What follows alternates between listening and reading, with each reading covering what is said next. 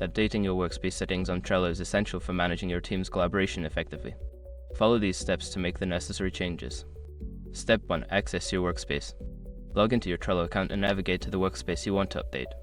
You can find your workspaces listed on the left side of the Trello homepage. Step 2. Open Workspace Settings. Once you're in the desired workspace, click on the workspace name at the top of the page. A drop-down menu will appear. Select Settings to access the workspace settings. Step 3. Modify workspace details. In the Settings menu, you can change various details such as the workspace name, description, and visibility. Make the necessary adjustments to ensure the workspace reflects your team's needs. Step 4. Adjust permissions. Scroll down to the Permissions section to manage who can join the workspace and what access they have. You can set permissions for members, guests, and observers according to your preferences. Step 5. Save changes. After making all desired updates, be sure to click the Save button at the bottom of the settings page.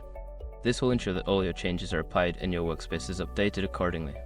By following these steps, you can easily update your Trello workspace settings to better suit your team's workflow.